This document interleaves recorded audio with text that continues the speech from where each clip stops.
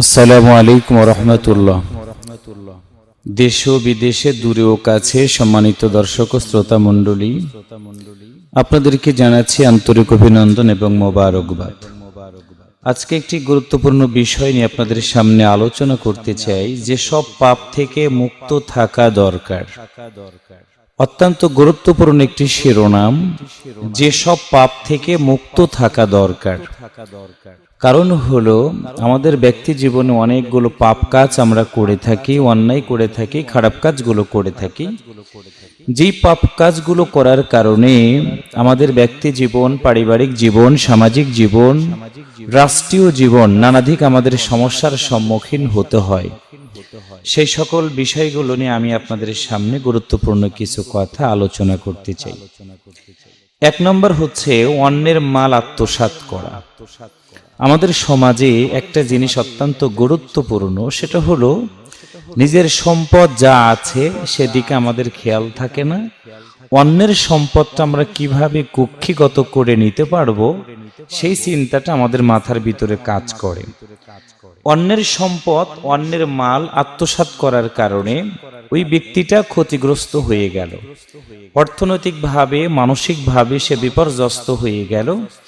যার কারণে যে ব্যক্তি অন্যের মালটাকে আত্মসাৎ করলেন, ওই ব্যক্তির প্রতি আল্লাহর উপর থেকে লানত হয়ে যায়।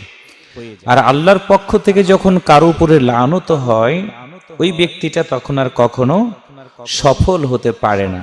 কারণ হচ্ছে অন্যের মাল সম্পর্কে কিয়ামতের ময়দানে আল্লাহর দরবারে জিজ্ঞাসায়িত হতে হবে। অন্যের সম্পদ সেদিন বুঝিয়ে দেওয়া লাগবে।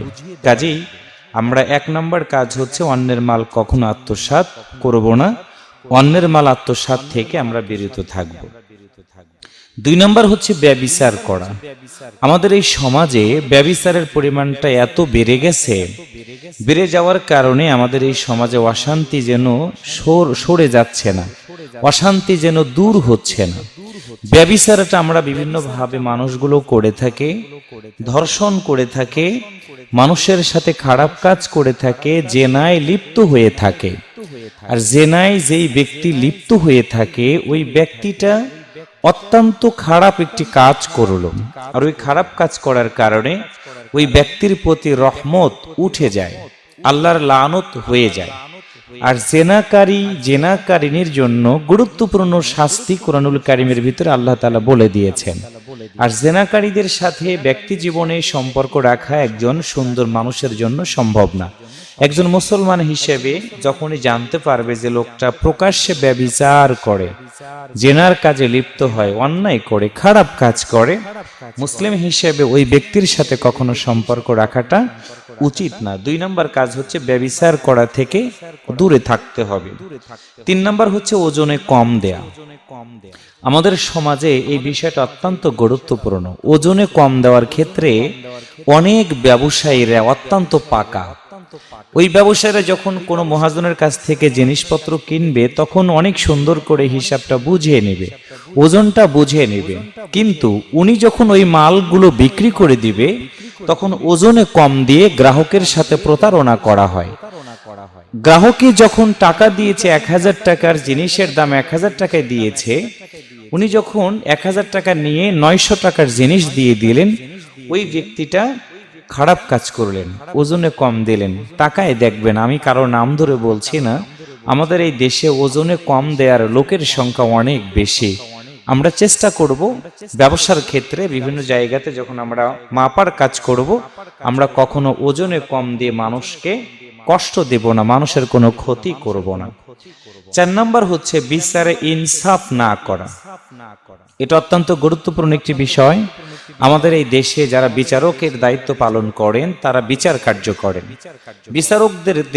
বিচারকদেরকে কিয়ামতের ময়দান আল্লাহ তাআলা আরশে আজিমের ছায়ার নিচে স্থান করে দিবে। সেই বিচারকরা যদি ইনসাফ ভিত্তিক বিচার করে থাকেন, নিরপরাধ মানুষগুলোকে বানান দোষী, দোষী মানুষগুলোকে নিরপরাধ বানিয়ে তারা মুক্তির ব্যবস্থাটা করে দেন। এই সকল যারা বিচারক, তারা কিয়ামতের ময়দানে আল্লাহর দরবারে আসামির কাঠগড়ায় দাঁড়াইতে হবে। আর আল্লাহর দরবারে যেদিন আসামির কাঠগড়াতে দাঁড়াবে, সেদিন আপিল করার কোনো সুযোগ থাকবে না। এই জন্য সামাজিক প্রধান, ওয়ার্ডের প্রধান, ইউনিয়নের প্রধান, উপজেলার প্রধান, রাষ্ট্রের প্রধান, বিচারক থেকে শুরু করে যারা যে দায়িত্বে আছেন, বিচারে ইনসাফ ঠিক রেখে বিচার কার্য পরিচালনা করা। 5 নাম্বার হচ্ছে প্রতিশ্রুতি ভঙ্গ করা। এদিক থেকে আমরা অনেক আগায়া। কথা দিচ্ছি আগামীকাল আসবো, আমরা আসি না। কথা দিচ্ছি আগামীকাল এই জিনিসটা পরিশোধ করব, করি না। কথা দিচ্ছি আপনি যান, বিষয়টা আমি দেখছি। এই যে প্রতিশ্রুতি দিয়ে প্রতিশ্রুতিটা ভঙ্গ করা, এটা আমাদের জন্য একটি নিত্য নৈমিত্তিক দিনের ঘটনা হচ্ছে। কিন্তু ইসলাম, কোরআন এই বিষয়গুলো অত্যন্ত গুরুত্বের সহিত দেখে। কারণ হলো প্রতিশ্রুতি দেওয়ার কারণে একজন ব্যক্তি আশা করে থাকে, একজন ব্যক্তি অধীর আগ্রহ উপলক্ষ করে তিনি বসে থাকেন, উদ্গ্রীব হয়ে থাকেন যে আমি জিনিসটা পাবো, অথবা আমার এই মেহমানটা আসবে, আমার সাথে কথা বলবে, কিন্তু আমরা সেটা বাস্তবায়ন করি না। চেষ্টা করতে হবে প্রতিশ্রুতি ভঙ্গ না করা। সুদ ও ঘুষ খাওয়া, আমাদের এই সমাজে সুদের প্রচলন অত্যন্ত বেশি। সুদের ব্যাপারে কোরআনুল কারিমে নিষেধ করা হয়েছে। সুদদাতা, সুদগ্রহীতা, সুদের লেখক, সুদের সাক্ষ্যদাতা, এদের উপর আল্লাহর লানত। সুদের সবচেয়ে নিচের যে ছোট শাস্তিটা হচ্ছে আপন মায়ের সাথে জেনা করা, আর সুদের বড় শাস্তি হচ্ছে আল্লাহর সাথে যুদ্ধ করা। সম্মানিত দর্শক ও শ্রোতা মণ্ডলী, আল্লাহর সাথে যুদ্ধ করার মতো ক্ষমতা কারো নাই। সুতরাং আমরা চেষ্টা করব সুদ থেকে এবং ঘুষ থেকে দূরে থাকার। 7 নম্বর হচ্ছে হিংসা করা। আমাদের এই সমাজে আমরা অন্যের ভালো কিছু দেখতে পারি না। কারো ভালো কিছু দেখলে আমাদের মনের ভিতরে হিংসা হয়। এই হিংসা থেকে আমাদেরকে দূরে থাকতে হবে, কারণ হিংসা করে নিজের ইবাদত গুলো বরবাদ হয়ে যায়। হিংসা করাটা আল্লাহ তাআলা পছন্দ করেন না। অন্যের ভালো আমাদেরকে শুকরিয়া আদায় করতে হবে। আমারই তো ভাই, আমারই তো আত্মীয় স্বজন, আমারই তো একজন মেহমান, তিনি অনেক বড় হচ্ছেন, বড় কিছু হয়েছেন, বরং তার জন্য দোয়া করা উচিত, শুকরিয়া আদায় করা উচিত। কাজে আমরা সিদ্ধান্ত নেব অন্য কারোর দেখে, কোনো কাজ দেখে হিংসা করব না। 8 নম্বর হচ্ছে মদ পান করা।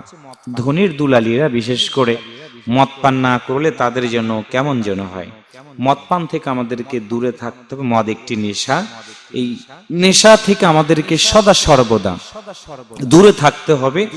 মদ খাওয়া অবস্থায় মানুষটা মাতাল হয়ে যায়। মাতাল হয়ে গেলে স্ত্রীর সাথে কেমন আচরণ করা লাগবে সে সেটা জানে না, বাবা মার সাথে কেমন আচরণ করা লাগবে সে সেটা জানে না। সুতরাং মদের কারণে আমাদের সমাজটা দূষিত হয়ে যাচ্ছে। কাজেই চেষ্টা করতে হবে মদ থেকে দূরে থাকা, কারণ মদ খাওয়াটাকে আল্লাহ তাআলা নিষেধ করে দিয়েছেন। জুয়া খেলা, জুয়া একটি নেশা। জুয়ার কারণে অনেক মানুষ ফকির হয়ে যায়, গরিব হয়ে যায়, মিসকিন হয়ে যায়। জুয়া একটি নেশা। জুয়া খেলা থেকে আমাদেরকে দূরে থাকতে হবে, কারণ একজন মুসলমান কখনো জুয়ার সাথে জড়িত থাকতে পারে না। বিদেশি খেলা হয়, আমার দেশের যুবকেরা আইপিএল থেকে শুরু করে অনেক জায়গায় খেলার মধ্য দিয়ে তারা জুয়া খেলে। এটা কোনো অবস্থাতে কোনো প্রকার জুয়ার সাথে একজন মুসলমানের সম্পৃক্ততা থাকতে পারে না। 10 নম্বর হচ্ছে মজুদদারি। এদিক থেকে আমরা অনেক আগায়া। কারণ হচ্ছে যখন দেখি কোনো জিনিসের দাম বাড়া বাড়া ভাব, আমরা তখন জিনিসপত্রগুলোকে ঘরের ভিতরে বন্দি করে রেখে দেই, বান্দাই করে রেখে দেই, যেন দাম বেড়ে গেলে আমরা সেই জিনিসটাকে বিক্রি করে দিব। মানুষ কিনতে পারুক আর না পারুক, মানুষের কষ্টটাকে আমরা পুঁজি করি না, মানুষের কষ্টটাকে আমরা দেখি না। আমরা দেখি নিজের পেটের ভিতরে বেশি করে আমরা কিভাবে খাবো, ব্যবসায় কিভাবে লাভবান হব, সেটা হারাম কি হালাল, সেই চিন্তাটা আমাদের মাথার ভিতরে কাজ করে না। যার কারণে প্রতিষ্ঠিত ব্যবসায়ীরা মজুদদারি করার কারণে এদেশের খেটে খাওয়া অনেক মানুষ কষ্টের ভিতরে থাকে। সুতরাং অনুরোধ করবো মুসলমান হিসেবে মজুদদারি ও কালোবাজার থেকে দূরে থাকতে হবে। 11 নম্বর হচ্ছে চুরি করা। এই চুরি কেউ করে পকেট থেকে টাকা চুরি, কেউ বা রাষ্ট্রের টাকা চুরি করে। আমাদের দেশে ছোট চোরের চেয়ে বড় চোরের সংখ্যাটা অনেক বেশি। ছোট চোরদেরকে আমরা ধরলে শাস্তি দিই, কিন্তু বড় চোরদেরকে ধরলে আমরা শাস্তি দিতে পারি না। যেমন কিছুদিন আগে আমরা দেখলাম বাংলাদেশ ব্যাংক থেকে কয়েক হাজার কোটি টাকা চলে গেল। কোথায় গেল? রিজার্ভ টাকা চলে গেল। মানুষ টাকা রেখেছে ব্যাংকে আমানত হিসেবে, সেই টাকাগুলো কোথায় গেল দেখার কেউ নাই, শোনার কেউ নাই। কিন্তু কোরআনুল কারিমে আল্লাহ তাআলা বলেছেন যারা চুরি করবে চোরের শাস্তি হচ্ছে হাত কেটে দেওয়া। আমার বিশ্বাস বাংলাদেশের জাতীয় মসজিদ বাইতুল মোকাররমের সামনে যদি একজন চোরকে হাত কেটে দেওয়া হয়, আমার বিশ্বাস ছোট চোর থেকে শুরু করে রাষ্ট্রের যতগুলো চোর আছে সকল চোরদের চুরি করা আপনা আপনি বন্ধ হয়ে যাবে। এই দেশটা সুন্দর একটি দেশে পরিণত হয়ে যাবে। সম্মানিত দর্শক ও শ্রোতা মণ্ডলী, আজকে যে সব পাপ থেকে মুক্ত থাকা আমাদের দরকার, সেই পাপগুলো থেকে 11টা পাপের বিষয়ে আমি আপনাদের সাথে আলোচনা করলাম। আল্লাহ তাআলা আমাদেরকে কবুল করুক। এই 11টি সহ সকল প্রকার পাপ কাজ থেকে আল্লাহ তাআলা আমাদেরকে হেফাজত করুক, আমিন। আসসালামু আলাইকুম ওয়া রাহমাতুল্লাহ।